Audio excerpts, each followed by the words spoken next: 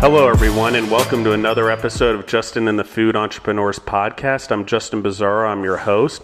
And today I have again with me my co-host. She's amazing and beautiful and very understanding, especially with all the podcasts we have to do. So hello, Deborah. How are you today? I'm good. Thank you. Thanks for having me. And today we have with us Doyle Johnson of the Classic City Bee Company. How are you doing today, Doyle? I'm doing great, guys. I appreciate you having me on. So Doyle, tell us about Classic City Bee Company and how you got involved in sort of your journey to basically a honeybee farm. Yeah, well, I think like most of the people that are on your podcast, it's a little bit of a strange journey that leads here. But yeah, we're Classic City Bee Company. We are a father-son operation. I am the son in that duo. My father, Scott Johnson, and I, we run it together. And we're out of Athens, Georgia, which is the Classic City, if you didn't know, hence the name. And I'm an attorney by trade. I'm an attorney. I practice real estate law. But along the way, I learned that my passion is honeybees and not necessarily the law. And one's definitely more fun, for sure. Oh, yeah, it is. I mean, but here's the thing. You know, thousands and thousands of stinging insects versus a group of attorneys in a courtroom. I'd rather take the stinging insects any day. So I can see where you're coming from. It's not a difficult choice. That being said, I still do practice law. I'm a real estate attorney, so I stay out of the courtroom most of the time. My father, who does this with me, he works at the University of Georgia as a researcher at the vet school, researching viruses and stuff, you know, wearing the big moon suit in the laboratories and stuff. And to kind of start at the very, very beginning, he first got introduced to beekeeping when he was a child. When he was, and he tells the story often, that when he was young, my grandfather, so his father, was the bishop of a local congregation of our church here in Athens. And at that time, one thing, our church is a worldwide church. Each congregation would adopt a project that they would do to either raise food or raise funds that would then be donated to people locally in need of either those food or those funds. And the project that our local congregation adopted was beekeeping. And so my grandpa, who knew nothing about beekeeping, being the leader of the congregation, he set out to learn it, and they got a bunch of hives, they got a bunch of bees, and for quite a few years they kept those bees, and then the honey that they would extract from the hives, they donated to local people in need who were, you know, getting food assistance other ways and wanted to add some honey into their diet. I love it. Service project. That's a great origination of how, like, this whole honeybee keeping thing started in your family.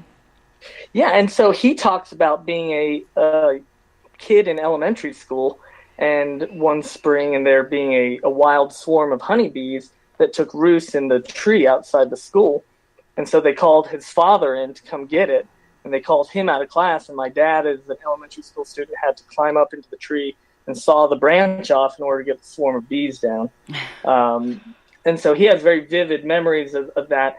But that actually ended up, so they did that for many years, but ultimately they ended up moving on to other projects, you know, gardens or something like that.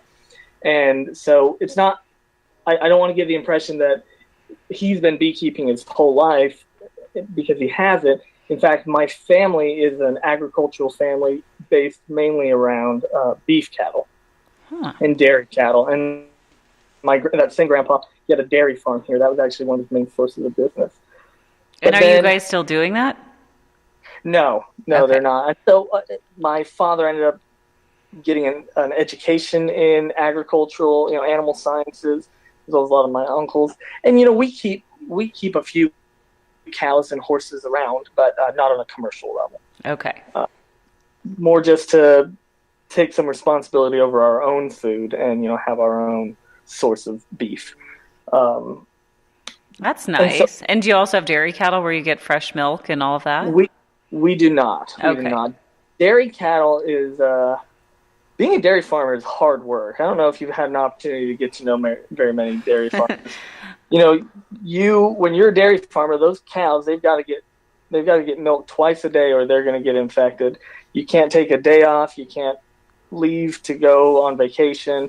And so we keep a few beef cattle around that we can, if we leave for a couple days, you can have somebody go feed them for you. It's not the end of the world. Right. But you fast forward after my father's experience beekeeping, and I'm in law school, and I am going to the University of Georgia School of Law. So I'm a law dog, and while I'm doing it, I'm talking to my wife's family back in California. So my wife is from California, and her best friend growing up comes from a family of beekeepers, commercial beekeepers. Now they've got 10,000 plus hives that they keep. Oh my gosh. So as I'm getting to know her family, we're kind of newlyweds. I'm talking to this guy, and everything he says about him and the business is so interesting to me. It just fascinates me. And so the idea just gets stuck in my mind that, man, it would be so cool to have a couple hives and get into this whole beekeeping thing. Right. And so I'm in law school, and I start talking to somebody else who mentions that he's also been considering that. So the first year of law school, spring break, all of my friends go down to Florida, to party it up for spring break. Meanwhile, my wife is pregnant with our first daughter. And so we can't go anywhere because she's like about to have this baby. And so all my friends go off and have fun. And so I spend spring break building beehives for my first beehives. And I build them, we get bees, and I just immediately fall in love with everything about it. And this friend of mine who I did it with, he wasn't quite as captured with it, so he ended up moving on. But that kind of sparked something within me. I reintroduced my father back to beekeeping, and it's just it's just caught hold of our heart. And honey is obviously what bees produce, but in many ways for me, the honey is the byproduct of being with the bees and helping the bees. That's my true passion. That's so interesting. I had a short little opportunity to be a beekeeper myself. I had purchased a home, and the home had, I don't know what they're called, but they look like little dressers with all the drawers, and they had all the bees. And there was for sure one queen bee. I don't know if there was more than that. And it came with suits and smokers and the whole thing. And the guy was like, I can show you how to do this. But I was a little like, I don't know if I want to do this, It seemed a little overwhelming. And then one of the gentlemen who was helping do some construction at the house was a beekeeper. And he was like, can I have your bees? And he really wanted to have them. And he was telling me about how bees are kind of dying off and how important they are to, just the whole environment and food and all this different stuff. So I felt like someone more responsible than me should maybe take care of them. Anyway, so I let him take all the bees and bee suits and all the stuff.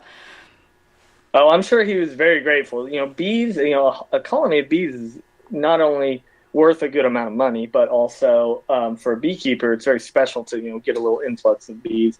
If you ever get a chance to get back into it, though, I really recommend it, which seems counterintuitive considering I make money selling honey to other people. But I really do encourage people to get into it, even if it may cost me a couple sales of a few jars here and there. Right. Well, so tell me about how, the joy that you get from the bees, because it's not just about the honey. You're saying that's a byproduct, but you truly enjoy the beekeeping part of it. So what does that bring you? Well, so bees are just fascinating. I love learning. I truly love learning about not just bees, anything. One of the things that drew me to your podcast was learning. And bees are such fascinating creatures, and the history behind them is so fascinating that even after almost a decade of keeping bees now, I feel like I learn something new every time I'm with them or every time I open a book to read about them. And I feel like I'm fairly knowledgeable, but still I learn a lot. So that's one thing that really captures me, is there's never an end to learning about bees and how we can help them. So give us a couple little fun facts about bees, because that's always, I'm intrigued. What's a fun fact? So, a fun fact about bees is that, they are thermoregulators. And by that, I mean, you and I are mammals. We can regulate our temperature. Right. Most other animals that are not mammals cannot do that. Most insects can't do that. Bees, on the other hand, have the ability to do that. They do it differently than you and me, though. Instead of regulating their temperature internally, they actually can do it by, essentially, they can detach their muscles and almost run in place without actually moving. The muscles move under their skin. That causes them to warm up. So during the winter, they keep their hive at somewhere around 93 degrees, no matter what temperature. Really? And likewise, is there a temperature that is too cold for them, though, where they're like, they can't do that, like a sub-zero temperature, or like they have limits? You're not going to find bees in the Arctic. Right. So there are limits, but for the most part, for example, in the United States, the biggest area for producing honey is the Midwest. And so there are a lot of bees in Minnesota and Wisconsin, places that I couldn't survive being a Georgia boy. It's too cold for me. Right. Now, granted, you have some hives that die off during the winter, but for the most part, in areas even like that and up in Canada, lower parts of Canada, they can survive just fine. So stuff like that fascinates me, but also the history behind bees. As a beekeeper, I consider myself to be part of a brotherhood that goes back thousands of years. There are cave paintings in Spain and France that show people keeping bees using smoke, just the way I use smoke on my bees now. And so, and the history, you see bees being used in ancient Greece and ancient Egypt. And so I feel like I'm part of something that stretches back really far, and that hopefully, if we're careful with the way that we take care of our environment, will stretch forward in the future very far as well. And so really quickly, how long does a bee live? It depends. And that's a good lawyer answer, I was told. It depends on a couple things. One, the time of year, and also the type of bee. And so by that I mean a queen bee will generally live a few years. Mm-hmm. And then worker bees can live through the winter because they don't hibernate, but they do slow down their metabolism and their biological habits, so they can survive during the winter. During the height of the season, though, during the summer and the late spring, a worker bee is usually only going to live for about a little over 3 weeks. Really? Like most insects, they have a very short lifespan. In many ways, they kind of work themselves to death. A bee in their entire lifespan will create 1/12 of a tablespoon of honey. So it takes 12 bees their entire lives to create a teaspoon of honey. Oh my gosh! And they don't live very long during that. But the queen bee lives longer because she's not out collecting honey. She's staying in the hive, but she's working hard. She's having babies. So it can depend on, and it can also depend on environmental factors as well. And so is that how you were mentioning before that a beehive could die off over the winter? So by the queen bee staying alive, that she's then producing more babies? Is that how then the beehive regenerates once it gets warm again? Exactly. Okay. And she will typically, if the queen can make it through, and if there can be enough bees to keep the colony going, she'll start laying eggs again in the spring. Right now in Georgia, we're having kind of an early spring. It's warm out some days, and so I've already looked into our hives, and I've seen plenty of brood, which is the baby bees. Mm-hmm. So they're already starting to lay now. They don't lay the queen doesn't lay during the winter, but during the spring they'll start having more babies, and so they'll regenerate those bees that they did lose. And so is it true then, because we talk about this a lot, but bees work all year round in Georgia? They pollinate all year round? Not in Georgia, they don't. There are areas where they do. Even though we have very mild winters here, it's still a winter. And now that being said, it is strange that sometimes on a warm December day when I go see the bees and I see them going in and out, I will see them with a little pollen on their legs, and I don't know where they're getting it from, But obviously there's sometimes something out there for them to get. But for the most part, we follow the same kind of seasonal highs and lows as other places, with things blooming and not blooming. We just may have a little bit of a longer period. And there are times when, it may be super warm out, but things are not in bloom that they are taken from. And so a lot of times the very late summer getting towards the fall, there's not a lot in bloom, even though it may still be 90 degrees around here. They have it. Okay, so I got you a little bit off track there because I was curious. I wanted to know about bees, but so you had this interest in bees and you shared it with your dad, and so then you guys, so you decided to go into business, but what was the general gist of what this beekeeping business would be? Was it 100% with the intent of producing honey, or was it with the intent of creating colonies that you then could maybe sell off, or like what is your goal with your beekeeping business?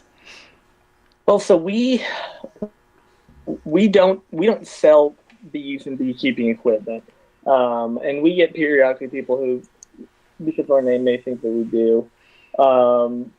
We have, for the time being, stuck to honey as being kind of the crux of the business.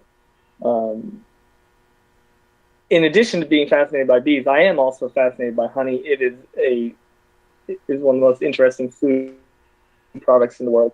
But so that has been our business model, is to try and create with the bees, kind of work in partnership with them. They're the ones creating the honey. We're the ones marketing it, the finest honey that people can find. And with that, we also work with a number of beekeepers, not just ourselves. So we have our own hives that we get our honey from here in Athens. But we also want to introduce different varieties of honey to people who may not be aware that there even are different varieties of honey. So because of that, we work with beekeepers from all over the place, including beekeepers in South Georgia that produce gallberry honey, beekeepers in North Georgia that create sourwood honey. Even we work with beekeepers in the Midwest that create a clover honey. And each one has its own distinct individual flavor and viscosity and color, and all that is natural. It just comes from the different plant source. And so our idea was, we've come to grow an appreciation for this. We want to share that with other people. We can't necessarily get bees into everybody's hands, but we can get different types of honey into other people's hands and maybe share that excitement that we have through that way. And so you guys produce your own honey that grows in your region, and then the honeys that require other plants and whatnot, you purchase that from other people then and put it under your own brand. Is that how you do that? Yeah, so we buy wholesale. Yeah, we partner with beekeepers that we can trust. We have a number of varieties of honey that we would love to introduce, that we have an opportunity to get, but we haven't quite found a beekeeper that produces that honey that we know keeps the bees in the way that we would keep them, and that we can fully trust, everything about it. And so because of that, we're very cautious about, where we expand to, but we're very excited about it, that when we are able to feel confident about introducing, blueberry honey, that we can go forward with doing that. Right. So as you look at these other honeys, are you interested in them because they offer a variety of flavors, or because maybe they have different medicinal benefits, or, why do you, or is it purely just a flavor thing? Well, flavor is a big part of it, but I compare it a lot to wine, which is funny because I don't actually drink, but I compare it to the way other people think about wine.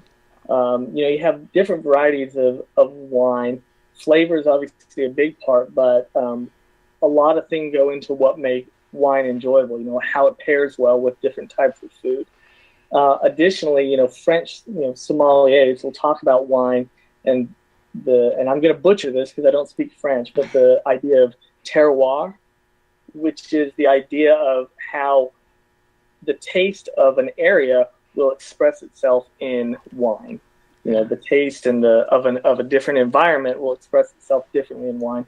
The same principle applies with honey. The environmental factors of South Georgia, for example, and everything that goes into creating that land and that environment expresses itself differently in how gallberry honey tastes. And so we approach it the same way. You would pair different wines with different cheeses or different meals, and we feel the same way with honey. The flavor is there, but also how you eat it and what you eat it with. And so does that mean the future you're looking for more honeys to introduce to your lineup? Yeah, we would love to have them from all over the place. As long as we can, guarantee that what we're working with are beekeepers that are keeping their bees responsibly, and that the honey is pure and raw. Every label that we have says pure and raw on it, and so that's an important factor for what we do with introducing new products. And I've also heard something about honey where it helps with allergies. So if you can get a locally grown honey to your region, that can help you with your allergies. Is that true? Have you heard that before? Oh, absolutely. I mean, I get people that talk about it all the time, and I have my own personal belief that I do think that helps, and I know that because I eat my own local honey from right here out of our backyard, essentially, and I believe that it has helped with our allergies. What I do take caution when I talk about that with people, though, for a couple reasons. One, allergy is a medical issue, and I'm not a medical professional. And then two, that idea has not been really fleshed out well in scientific studies. It's something that a lot of us have seen in our own lives, that when we eat local honey, it helps with the allergies. And the idea is sound. The idea is that because honey includes small trace amounts of that pollen, that taking it little by little is going to kind of inoculate you against allergies. But what I would love to see, to be honest, would be some enterprising grad student out there do a really large sample size study that can really flesh that out and really give that some color. Because I do believe it's true, but it's also not backed up by the strongest, double-blind study scientific evidence. Right. Well, and your theory, the theory also follows how they treat a lot of allergies. They give you small doses of it, right? People go into the doctor's office and week after week they're given a little shot of whatever it is their allergy is to. So it goes in concert with that. So you can see how that would make sense. I never knew any of that, actually. No. Nope. So I like lots of holistic medicine type stuff, and I just feel like a lot of times holistic medicine takes you to the origination of where your problem is and solves that versus just giving you medicine to deal with your symptoms or that type of thing. So, I'm always fascinated by anything that can be done naturally. Yeah. No, and I truly do think that it helps, and I think that if there was a really good scientific study, it would bear that out. And so I let people know what I think about it, and then I just let them know where their honey's coming from, and ultimately they can make the most informed choice for themselves. It's interesting. So I see a lot of the honey. You have the blueberry honey and I believe it was gallberry you mentioned. So that's the bees going to those specific plants. But is the same thing possible for anything that blooms, that you could actually pull a different flavor of honey from any fruit or vegetable that blossomed and the honey would taste better? Or are there certain things that the bees pollinate that don't make the honey taste good? Yes, absolutely. So, for example, around here in Georgia, and this is the same in a lot of places, in the fall, there's a flower that blooms called Goldenrod. You see it along roadsides. And the bees love that, and they make honey from it. But I'll tell you this, that honey is not very good.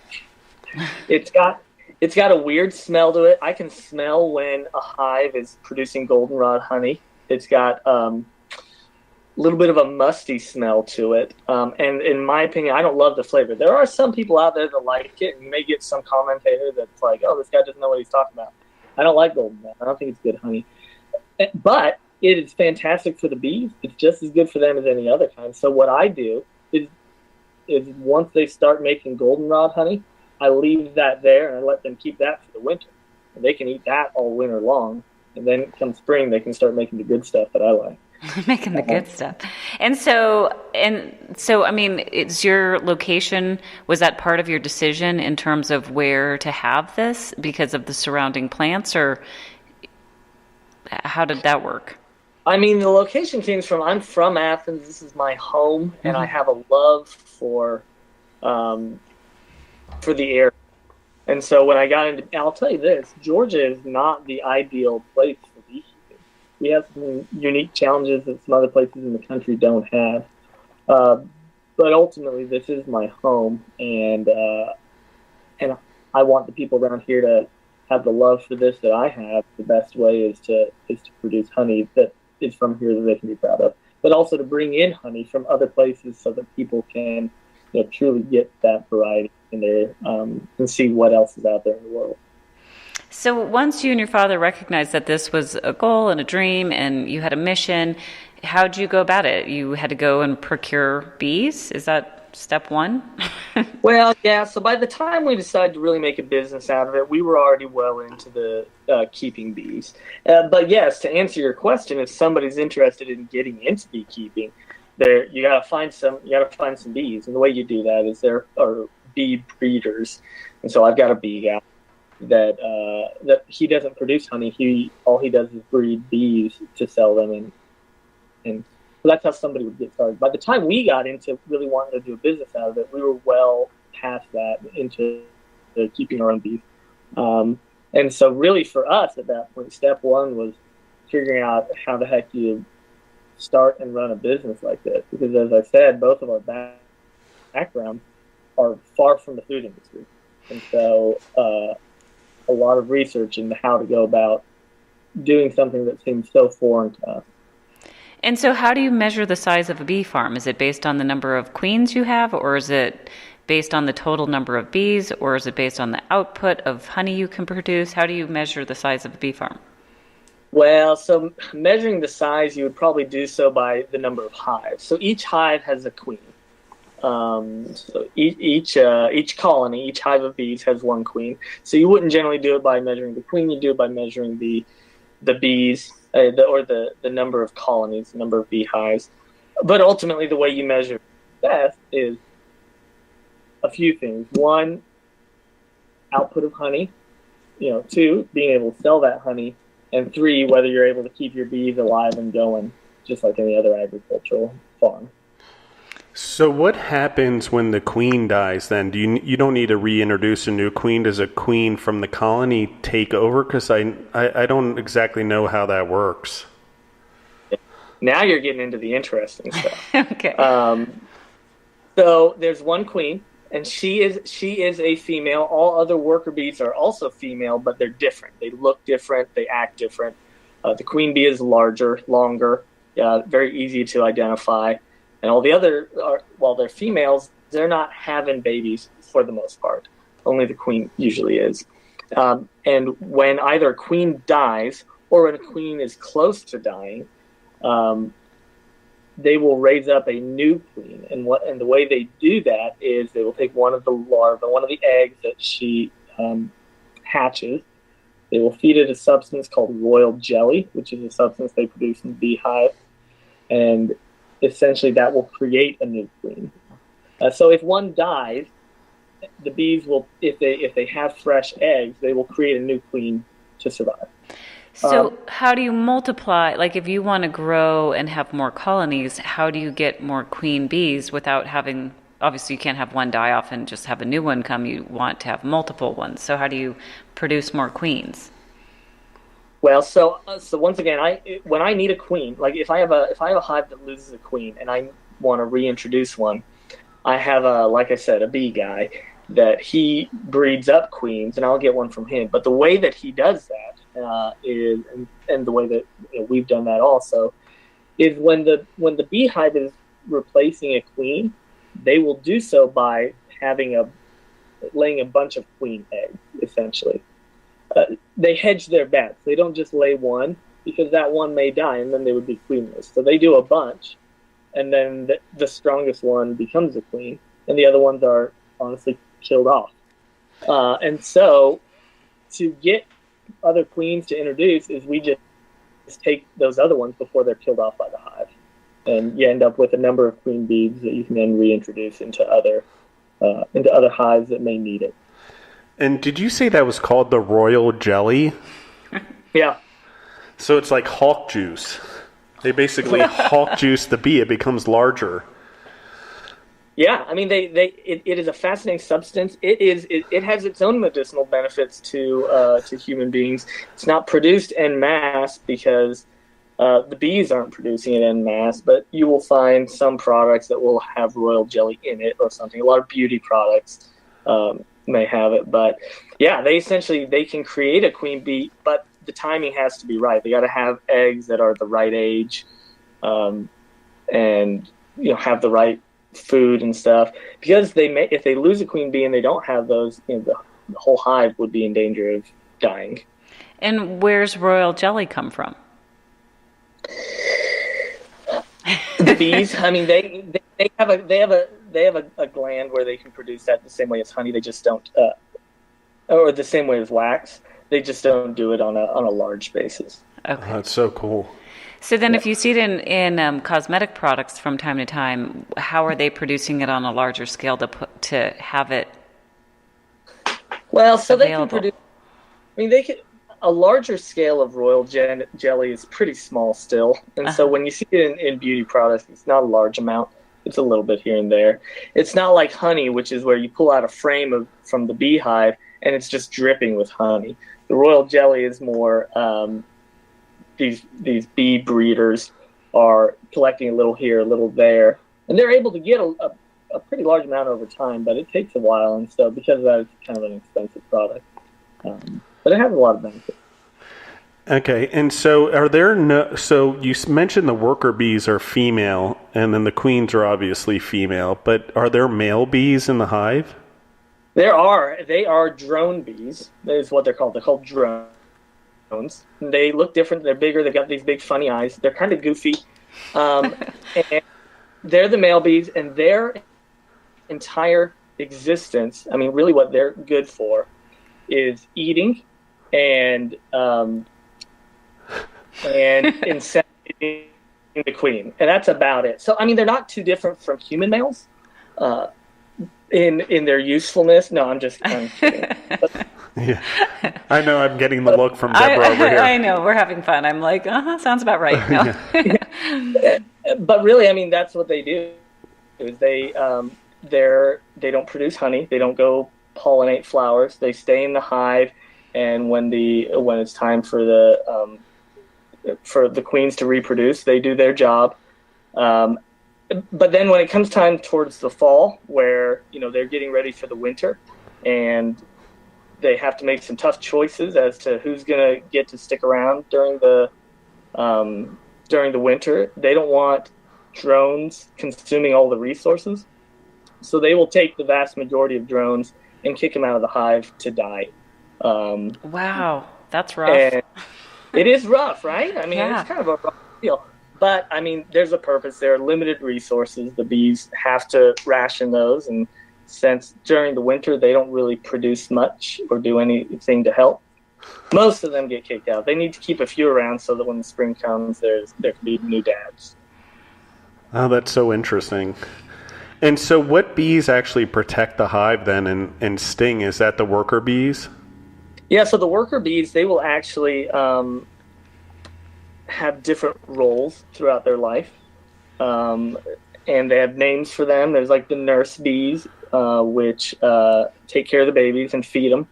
There are undertaker bees, that's their name, and their job is to take any bees that have died out the front door and throw them out of the hive. And there are scout bees that go out and find, places where there's honey. And then, just the worker bees. Now, all of these, you need to realize, are the same bees. And they will move from being a nurse bee to an undertaker bee to the ones that go out and pollinate flowers and get nectar. It's the same worker bees, just at various times of their life, they do different jobs. They just wear different hats. Yeah. It's the ultimate business and cross-training. Oh, yeah. No, there's a lot to be learned from them in terms of business management and efficiency and all sorts of things. I mean, it's interesting. If you don't make your way, you're getting kicked out of the hive, basically, as a drone bee. Mm-hmm. And every bee has a purpose or a job for the efficiency and the survival of the hive. And that being said, and when the queen or basically the CEO, I'm imagining, of the whole hive is getting ready to pass, they're making sure that they're bringing a new one. Yeah, have a successor. Exactly. And one of the things that I learn a lot from them for business, things that people don't realize, we think of a beehive as being a monarchy because we call it a queen, but really, in some respects, they act more like a democracy. And in fact, there's a fantastic book I recommend, and I cannot remember the author's name. It's called Honeybee Democracy, and it's all about how when a beehive needs to find a new home, they swarm and they go find a new place to live. They actually treat that decision-making process as a democracy. Bees will go out, find candidates for where they should live, candidate sites. They'll come back and they essentially tell the hive, and then the hive will actually vote on where they should go. And this is all observed, and this book is fascinating, the scientific observations that prove that this is what happens. And they almost always, they almost always choose the most efficient location out of whatever candidate sites they're given. And so there's a lot to be said for, listening to those around you and those that you maybe consider, under you, even if you're at the top of the food chain in your business, listening to what they have to say and acting on that, not just on yourself. So how do you observe bees voting? Like, what does that, how can they tell that there's actually a vote being taken? Like, I don't know how you observe that. Deborah's brain's smoking right now. It's hard to really get to the minutia of that because it's a very extensive book. But basically, the way that bees communicate with each other about like a new nectar source, like, hey, here's a bunch of flowers over here, we should go pollinate, is they do it through like interpretive dance. It's called a waggle dance.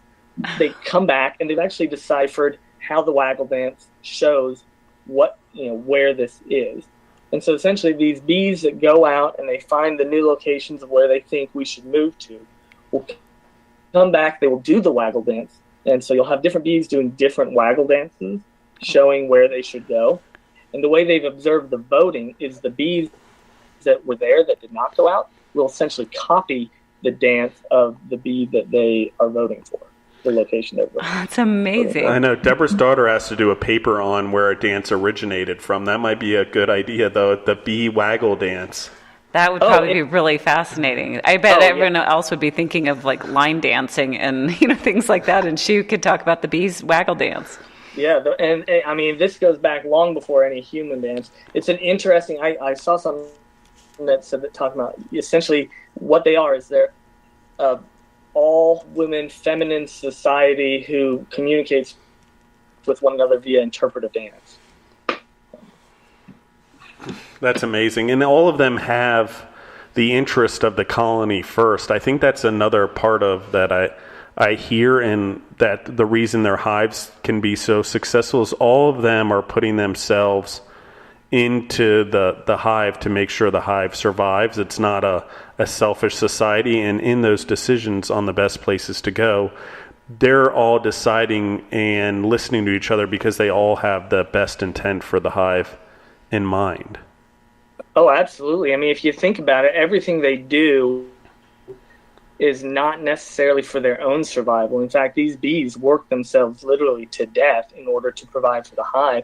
And when they sting somebody or something that they feel is a threat to the hive, that action kills the individual.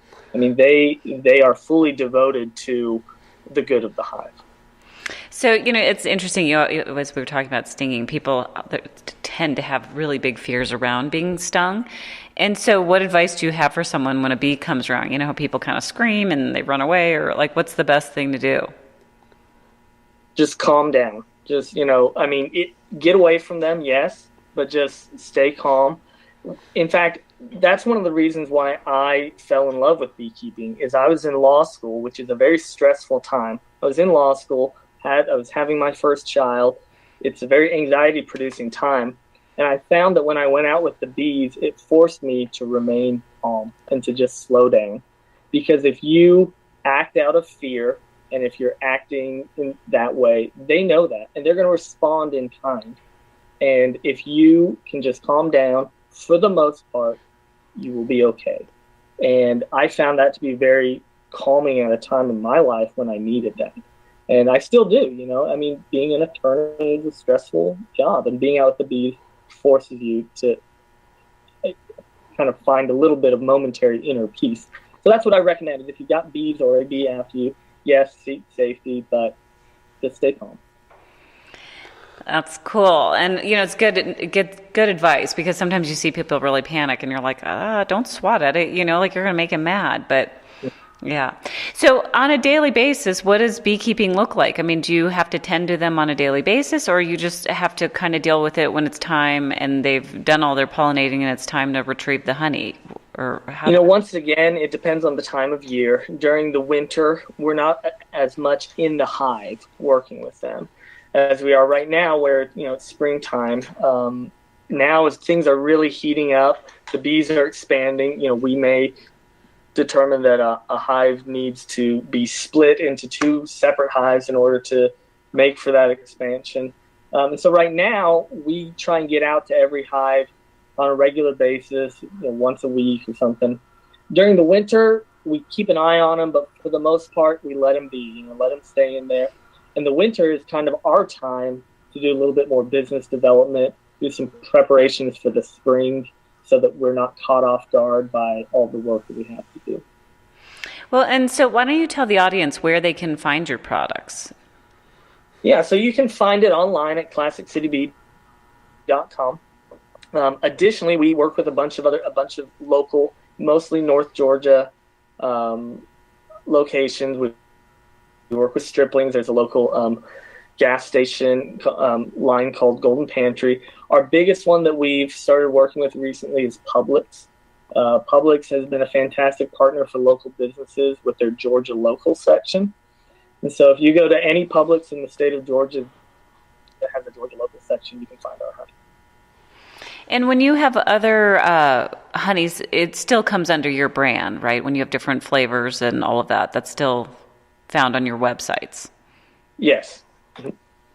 And I love that you partner with other companies and whatnot. I think that's I love seeing that in entrepreneurs when they work together and to help promote each other's companies or to use each other's products to make their product line better or more, fully robust. And so I love hearing those stories. So anyway, so now you and your father have been in business together. How long have you been doing this? Well, we've been keeping bees for about 9 years. We formed Classic City Bee Company in the summer of 2016. And so that's when we really started working towards building as a brand and as a business. And so from there, obviously it's not easy to form a company and come up with a logo and come up with a name. How did you go about all of that, the name, the logo, and all of that? Well, so the logo I had stuck in my mind for quite some time. And the reasoning is because our logo is actually not 100% unique. It's borrowed from a very old design called the Napoleonic bee. So our logo is a bee with a crown over its head. And in fact, if you go into any French restaurant or store, or if you go visit France, you may see that symbol drawn differently in various different ways. Napoleon himself wore that on his robe. That's why it's called the Napoleonic bee. And it's a symbol of resurrection and eternal life, essentially. And it just always fascinated me, and that symbol. And so that was always stuck in my mind. And when it came time to name our company, we went with Classic City Bee Company because we are from Athens, which is the classic city. But also we want our name to be something that people from our hometown would understand what it's a reference to, but people from everywhere could relate to, because whether you live in Athens, Georgia, or Philadelphia or Sacramento, California, you can make where you live a classic city for you. And so we wanted people to be able to feel that the classic city for them could be anywhere that they were, even if it has some personal meaning to us in this area. So considering it's a partnership, I mean, did you guys throw around lots of different ideas, or did you kind of come to this and you both were like, yep, that's it? Or did you guys have to debate a little bit? You know, we wanted something to reference our hometown, and so we talked about something with Athens or something. Our worry was, from a marketing standpoint, that would limit it so that we could only be a local company. And while we love our locale and our community, we have bigger plans for that, for who we are and where we're going to be. And so we did throw around various things. I can't even remember some of the other ones, right. But we ultimately decided to go with something that could reference our hometown, but could be applicable to wherever someone might be. And so when you talk about you guys had bigger ideas, what are some of those ideas, and, have they changed, or, now that you're actually doing this, but where do you want to take this company? We want to be the destination for somebody who wants high quality honey. And we feel like we're heading in that direction, especially here in Georgia. But we ultimately we want people everywhere to know that when they buy Classic City Bee Company honey, that they're buying high quality, pure raw honey. And ultimately, we would like to be able to offer honey for people in different locations. So somebody from, let's say, Houston, we one day want to be able to get a Houston local Classic City Bee Company honey by working with beekeepers in Houston. That's an example. We're not currently doing that, but our hope is that one day that we can be that destination. That somebody can be in Athens, Georgia, enjoying their local Athens Classic City Select honey, and can move to Portland, Oregon, and also get Classic City Bee Company honey that may be, a Portland Select, but working with local beekeepers there. That's kind of our goal, is to one day work with beekeepers all over the country to experience that. And so, in contemplating that, the size you'd have to grow, the number of colonies of bees you'd have to have, in taking all of that into consideration, one, where are you now? Like, do you have to hire other employees to help you run what you have going so far? And what would that look like down the road in terms of how big is that, and, accounting departments and, things like that? Obviously, with any type of growth, there's going to be a need for more people to be involved. Right now, it's me and my father. We do everything. We do accounting, we do beekeeping, we do business development. But as we grow, especially hopefully as we grow into other markets, we'll need to be able to work with people who know those markets, who know the distribution in those markets, because we want to work with, to use the example of Houston, we want to be able to work with beekeepers in Houston without having to bring everything back here and do everything here and then ship back out there. We want to keep that, local to that area. And so it will require working with people and ultimately hiring people in different markets who are able to understand the various different logistics of working there. Right. And I know pretty much everyone who starts out as an entrepreneur, you typically start out and it's a very small crew, if any at all. And like you said, it's just you and your father. So you end up doing every aspect of the business. And so as you think about growth and whatnot, what are the parts you love doing that you don't ever want to let go of? And what are the parts that you're like, really not my favorite part, and I would love to hire someone to do that part? I really enjoy the business development. I enjoy going out and working with our local retail partners, working with, developing those relationships. And that's something that I hope that I'll be able to continue doing all the time. I may not be involved in every relationship in the future, but I hope to be able to be actively involved in that aspect of the business. The minutia of, accounting and stuff like that. I don't think anybody other than accountants really love that. And that's fine. That's why there are accountants. And so, honestly, the minutia that keeps me away from either face-to-face relationship with my bees or face-to-face relationship with other people are things that ultimately one day I would hope that I can bring someone else on to take care of. Right. And so, like, from a marketing standpoint, as you guys, like, how do you go about marketing your company? Do you have a budget you put towards that? Do you do it solely through social media? Do you involve yourselves in farmers markets? Or do you, cold call and go into stores and sample people? Like, how do you try and get your product out there? Well, essentially everything you just said. All of the above. We try and stay very active on social media, especially Instagram, which we found because people are very interested in seeing the business behind the business and seeing the bees. And that has been a great medium for showcasing photos and videos of the actual beekeeping that takes place behind their honey. That's been a huge aspect for us. Additionally, we do some online, advertising via Facebook, via Google. But then also, honestly, for building and that helps with the individual customer that may go on and order, some jars here or there from our website. But for working with the stores, honestly, we do cold contact. We go, we show them why we think that our honey will feed on their shelf, and we build that relationship with them on a personal level. Additionally, we have a number. We go to a number of shows, some farmers markets, a lot of food shows. This upcoming, we go to the food and wine festivals around here, and there you have individuals who are buying product, but you also have a lot of people in the industry who are there to see what's going on, and so we get some face-to-face time with people that way. And so, when you do your social media and stuff, did you have a specific target in mind? Because I noticed you have quite a bit of followers for only the 3 years you've been online. So how did you go about making sure? Did you use hashtags? Did you just use content and attract people? Was it word of mouth? Because comparatively to a lot of other businesses we have on the show, your social media content or followers for 3 years is more significant than everyone else's. So a compliment there for sure. But what does that look like, and how have you gone about it? So our first rule of our social media on Instagram is having good content, having content that people want to see.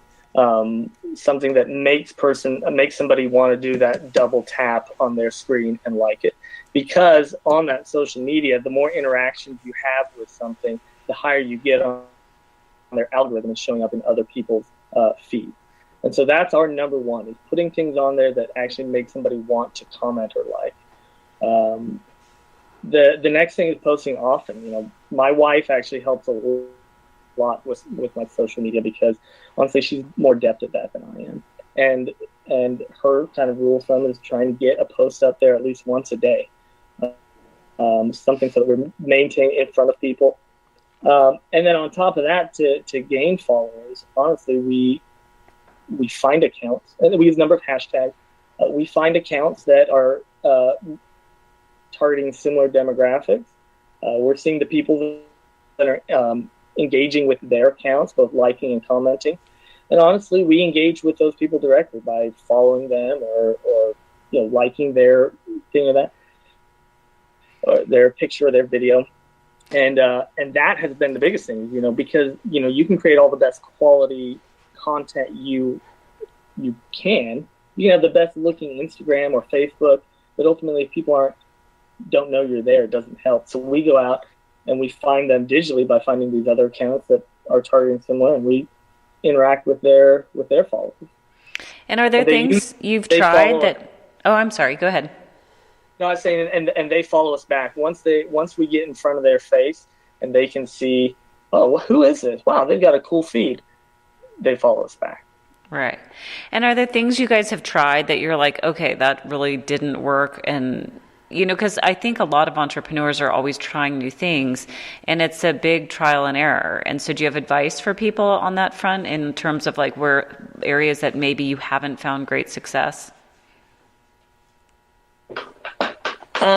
Yeah, I mean, we have, and I'm trying to really put my finger on on thing. But we've had some shows, and there are a number of industry shows that you'll go to one and you'll just make so many contacts, and you'll go to another one that for some reason just seems to be a dud, or you realize they're not targeting the people you thought they were targeting, and you just make an adjustment and say, you know what, next year we're probably not going to go to this one. We'll use that time to take a look at another one.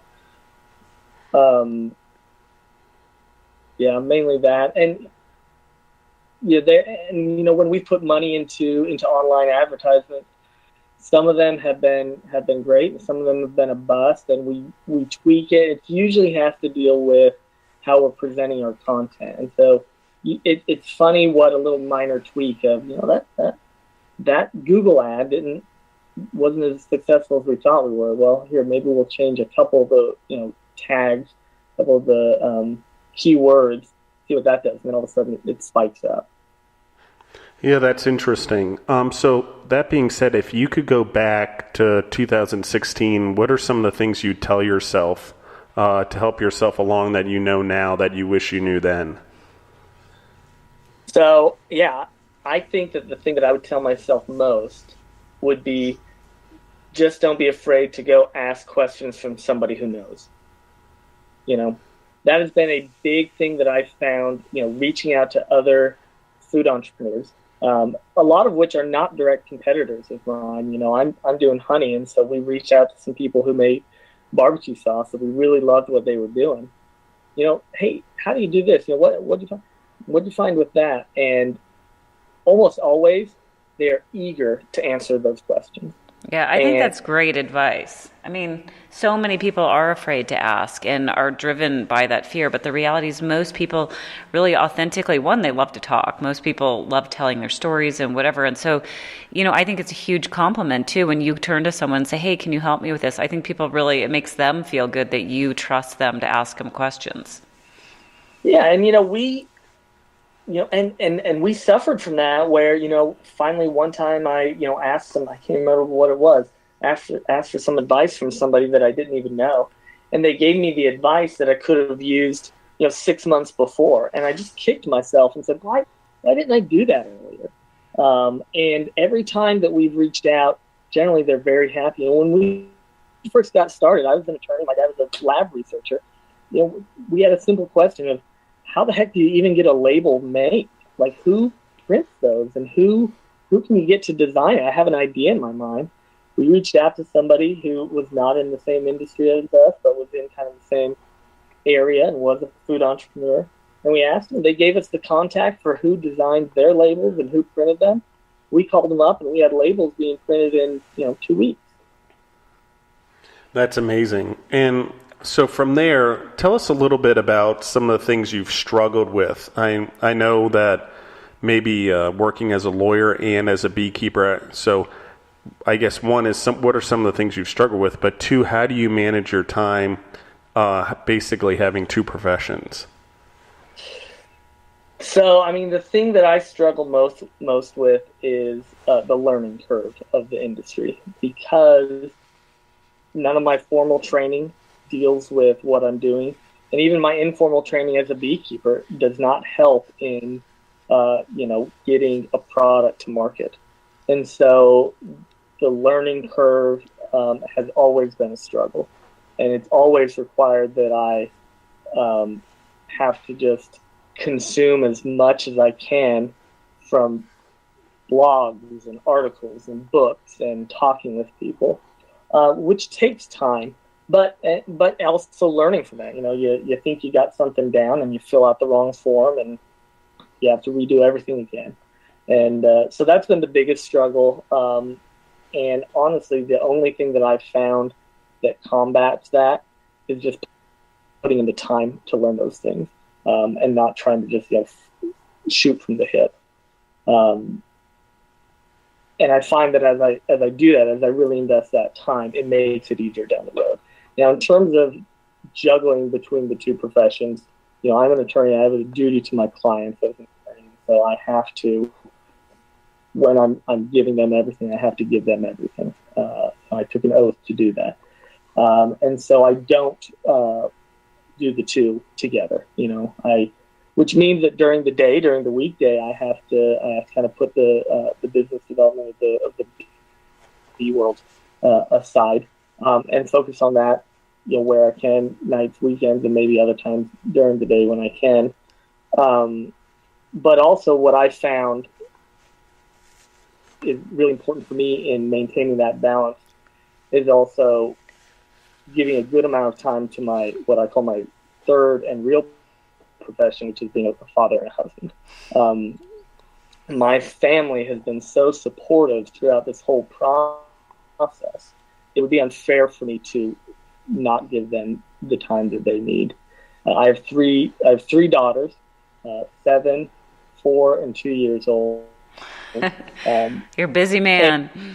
I am busy, and unfortunately, in developing this, it does mean that a lot of Saturdays at various different shows or meetings or something, I do have to miss this or that. But there are also plenty of Saturdays where I say, you know what, I'm just not going to be able to do that show. My daughter's got a ballet recital or something. And I find that that's really important. One of the best pieces of advice I got when I was in law school from a law professor talking about juggling family and career was he likened it to a juggling act where you're juggling glass balls and rubber balls.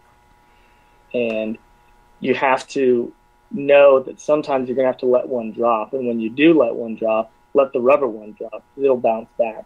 But there are certain balls that are glass, and if you let them drop, they're just not going to bounce back.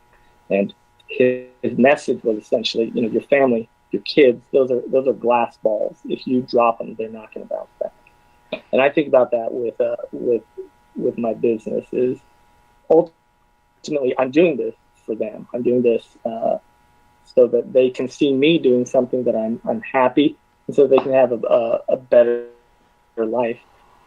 So if I let them fall by the wayside, what am I even doing it for?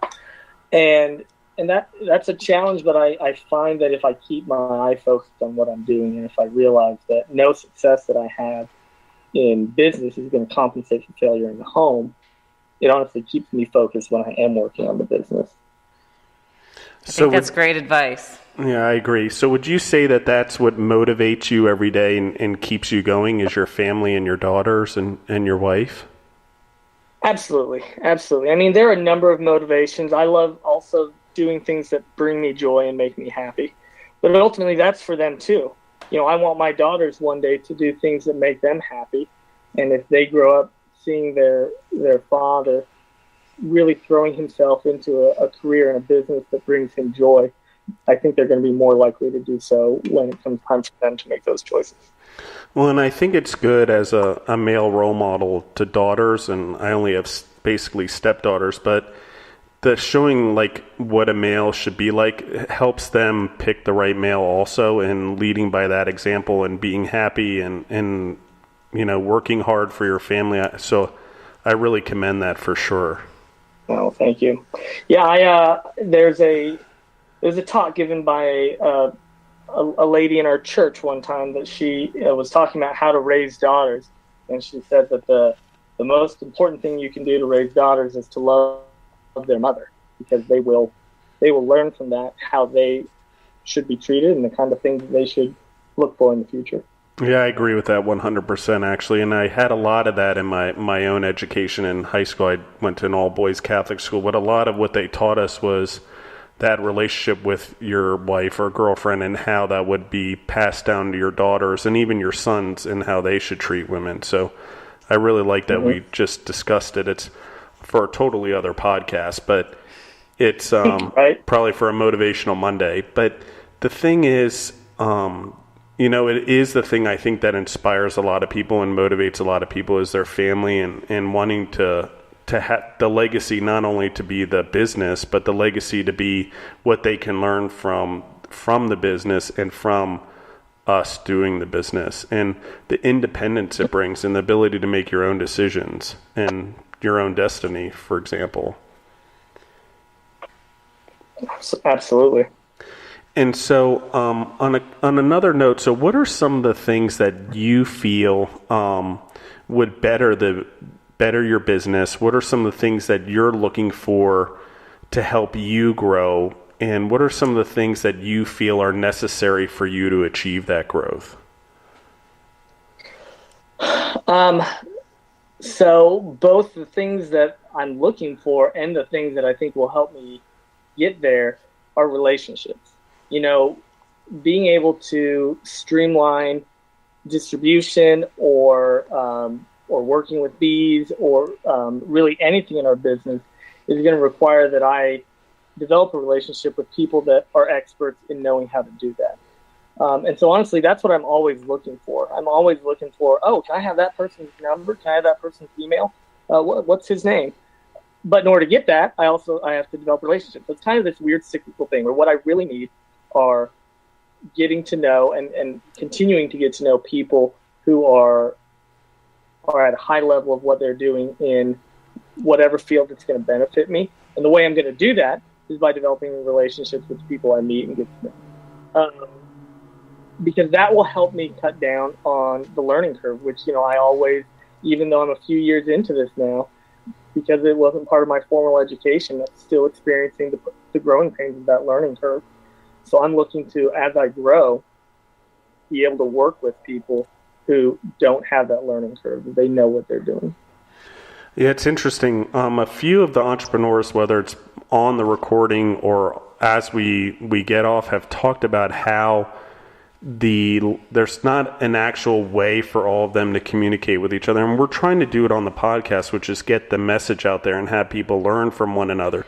But the piece that's missing is those relationships. So, as we move on with the podcast, one of the things that someone suggested to us is how do we then take the people that have been on the podcast and bring them together in environments and in a structure that you guys can communicate with each other and learn from each other and directly ask questions with each other. We haven't quite figured that part out yet, but it is on there. So I'm glad you mentioned it, because I think we're doing a great job of getting everyone's message out there, and we're creating this environment of people to learn from each other. But now, how do we build the relationships so you guys can communicate with one another, or people that are not necessarily on the podcast that may have something that they feel can help you or you could help them? How do we, cultivate that relationship as well? So it's been very interesting. And with the world flattening in technology, I think there's probably a few different ways or, some way of everyone getting together. We're just not there yet. We're still at the very beginning of stages of just getting the podcast organized and out every week. So, but I'm glad you mentioned that, because I do think that that's the most important piece, and people don't realize that social media or just marketing, it's not quite enough. A lot of what we learn is in the relationships we have with people. And we talk about it on the podcast also, is the willingness for me to give to someone else. You never know when you're truly helping someone. Like you said, you needed an answer 6 months ago and you finally asked it, and the person really helped you when you needed help by just telling you. And that person probably didn't put as much emphasis into it as you took from receiving it. And I think that's amazing. Mm-hmm.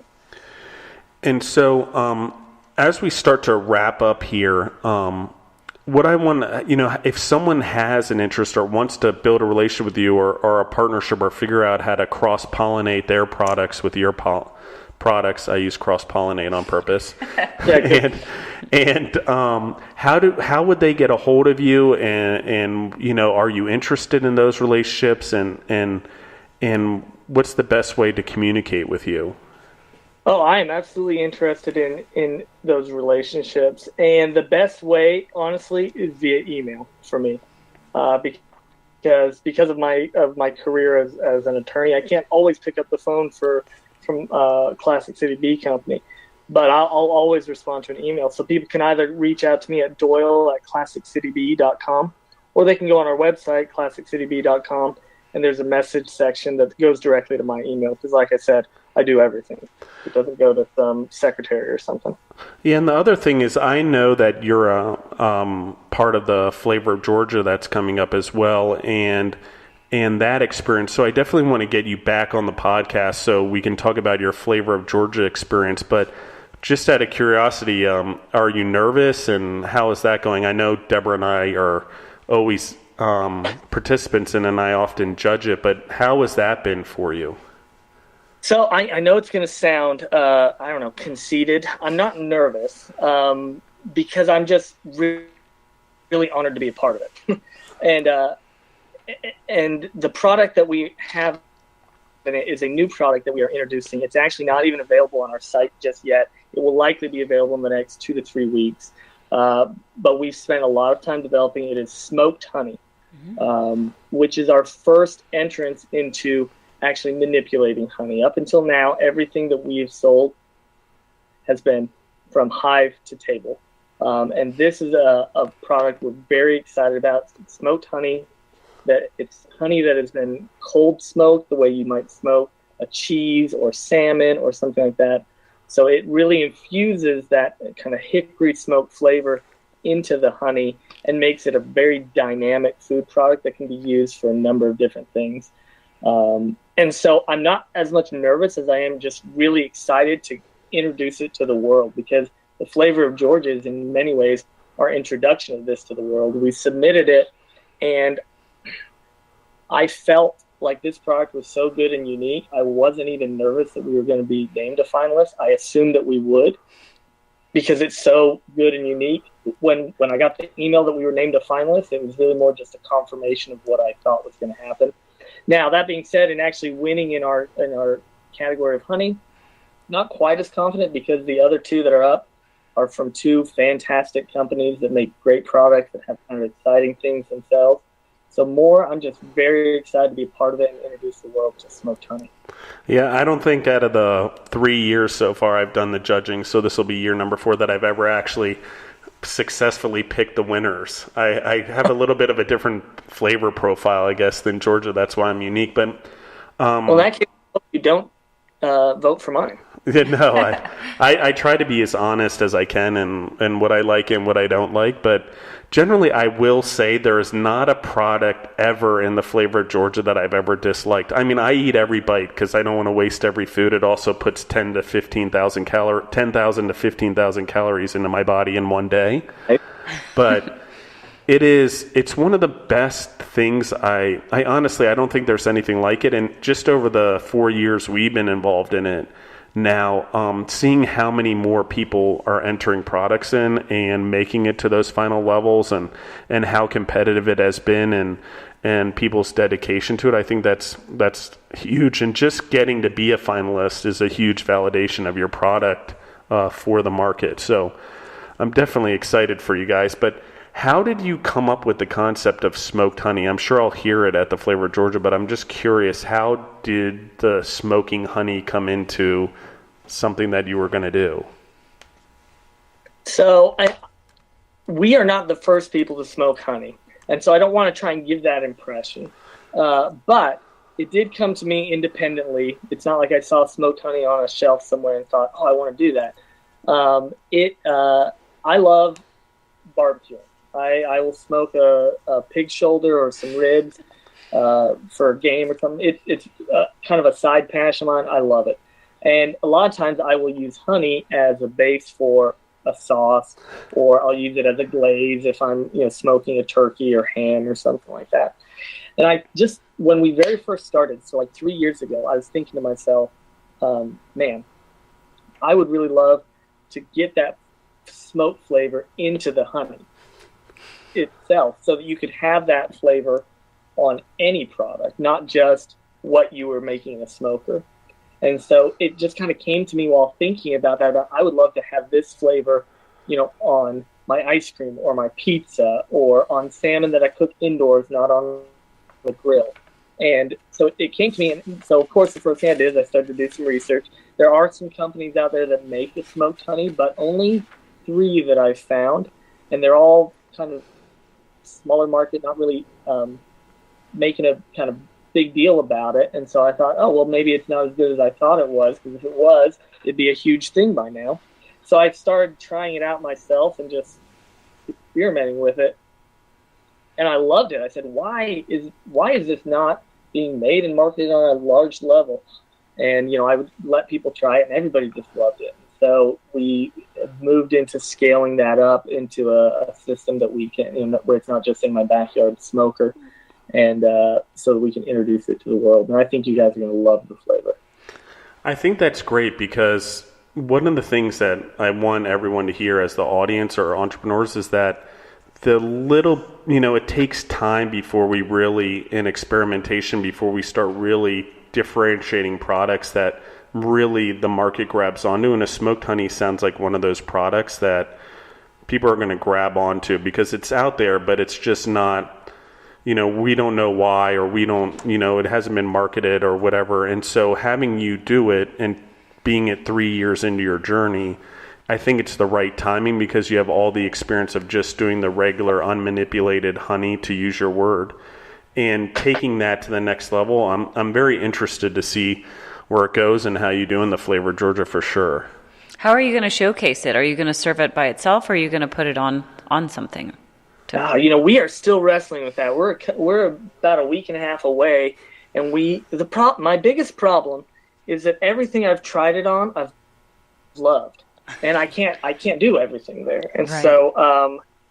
So we may end up doing a couple different things, cheese, maybe some meat like chicken or salmon to showcase the different things you can use on it. Honestly, one of my favorite ways to eat it, I was eating it right before I got on to record this with you, is on vanilla ice cream with crushed pecans. Oh my God, that sounds amazing. I can't wait to try it. Justin does the judging, but I kind of go around and talk with everyone. It's such a great group of people. And, at this point, it's just really fun to go back because at this point, there's definitely a lot of familiar faces. And so, it's like getting to go see old friends and stuff. And I love seeing how so many of the different companies all work together and they too have friendships. And so it's definitely a fun event to go to. And I really can't wait to try it. And you see how that works, right? I get to be the mean, grimmest judge, like hard on everyone, scary, and Deborah gets around to go be friendly and build relationships with everyone. So, you've got the perfect good cop, bad cop. Right, it's perfect. I know, a lot of training. So, so that being said, I just want to thank you, Doyle, for being on the podcast and bringing Classic City Bee to us. We're definitely going to have you back on. Like I said, I want to do a post episode of the Flavor of Georgia because we are going to try to get all the finalists on and talk about their experience and do a specific podcast for each of them about the Flavor of Georgia because I think it's such a major event. And with Deborah and I being such a part of it, we love giving back to it and helping promote it and promote the contestants, for lack of a better term, or the food entrepreneurs that are in there. So thank you again very much. No, thank you. I've loved being on here. I'd love to come back. Hopefully I can come back talking about how good it was to win in our category in Georgia. But even if not, I would love to come back and talk to you more. Yeah, and we definitely look forward to meeting you in person and definitely seeing where we can maybe help out or where our relationship goes or introduce you to other people that maybe that could benefit from your products as well and things like that. So I look forward to that as well. If anyone in the audience likes what we're doing and they like what we're doing with the podcast, please share it with your friends and family. Tell someone about what we're doing.